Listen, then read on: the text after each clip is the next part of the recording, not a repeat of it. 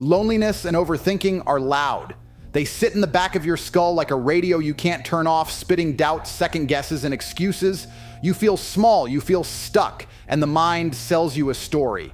This is permanent. It lies. The only thing that's permanent is the decision you make now about what to do with that noise. First, be honest. There are two truths you must know and hold like iron.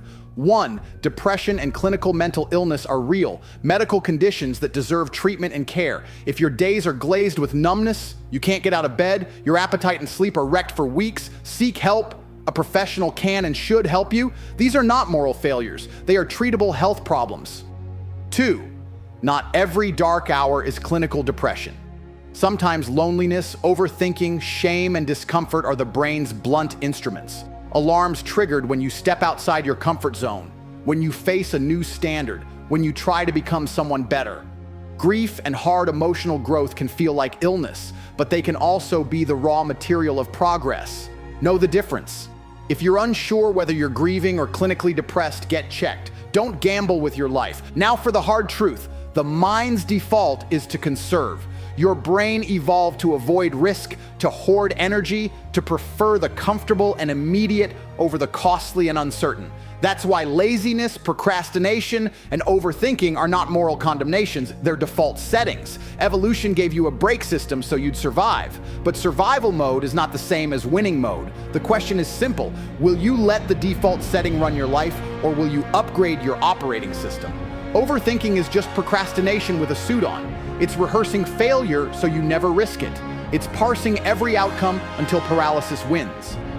Researchers call procrastination a self-regulation failure. Avoidance dressed as thinking. It's fear of judgment, fear of failure, fear of change, masquerading as being careful. Once you see it as avoidance, you stop giving it moral weight and start fixing the mechanics. Here's the plan to turn that noise into fuel. Stop arguing with your brain. Your brain will beg for comfort. It will whisper, tomorrow. Answer, today. Decision is cheap, action is expensive. Decide to do the small thing now that moves you forward and do it. Do it when you don't want to. The muscle that wins is the muscle trained under resistance. Call it discipline. Call it respect for your future self. Just do it. Practice behavioral activation.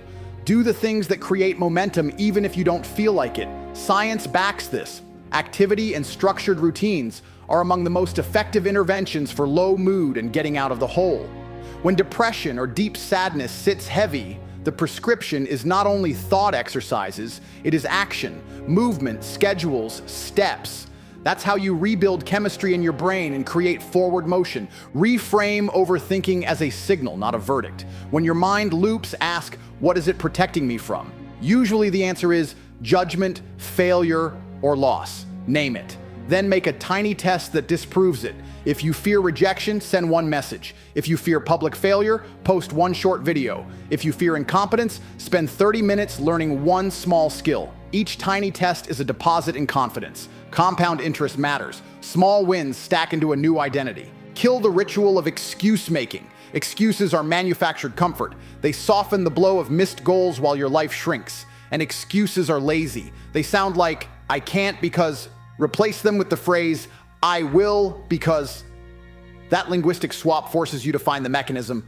What's the first tiny step? Do that step now. Use anger, loneliness, and shame as tools. Don't be soft with pain.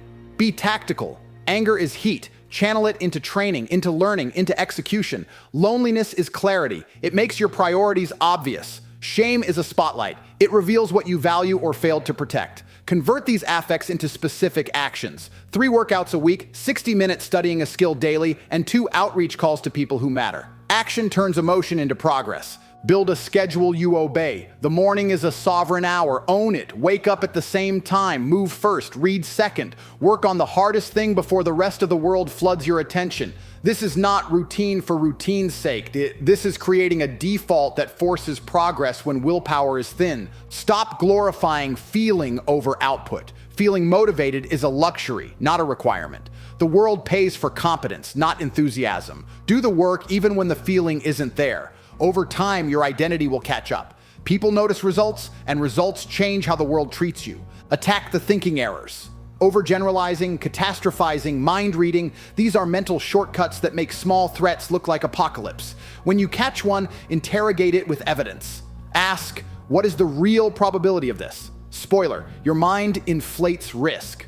Rationalize the risk, then take a calibrated action. That's how you shrink fear. Invest aggressively in yourself. The highest return bets are not flashy purchases.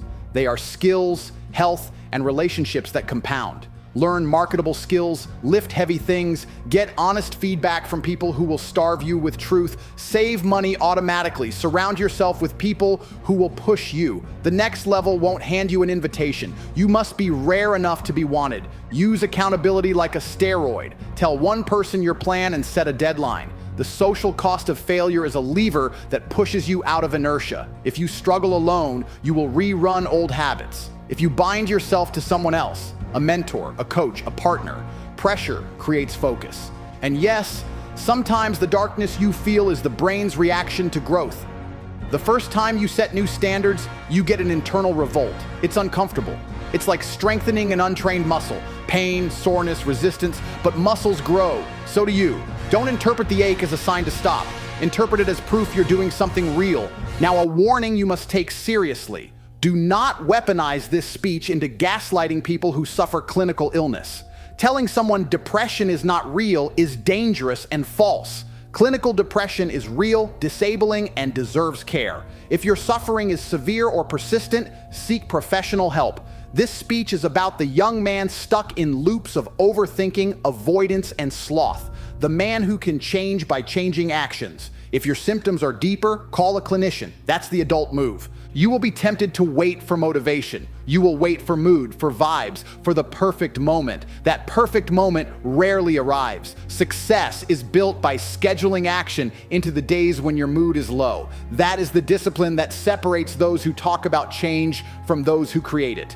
You must also be ruthless about your environment. Remove inputs that normalize smallness. Unfollow the accounts that feed bitterness. Leave the friendship that celebrates failure. Replace the background noise with content that trains you. Books, long-form interviews, mentors who make you uncomfortable. Growth is lonely because you stop sharing weak versions of yourself and start producing results that don't require commentary. Finally, measure yourself by output and by the quiet confidence that comes from keeping promises to yourself. One more push. One more failed attempt that you study, not mourn. One more morning that you show up. This is how momentum forms. Today, pick one tiny specific thing. 10 minutes of a hard task, a 20-minute workout, a phone call, sign up for a course and pay for it. That friction forces commitment. Do that one thing, then do another. Stack these acts until habits emerge. Habits become identity. Identity becomes destiny. Your mind will try to trick you, to minimize you, to make you safe in smallness. Don't accept that prison. Be deliberate. Be brutal with your excuses. Be kind to yourself in the sense that you give yourself a real path forward and then you obey it. Loneliness and overthinking are not your enemy. They are the raw ore. Smelt them. Forge yourself. Show the world your new standard. Get up. Move. Build and invest in the only asset you cannot outsource, yourself. Make the days count. Make the progress visible. Make the comeback inevitable.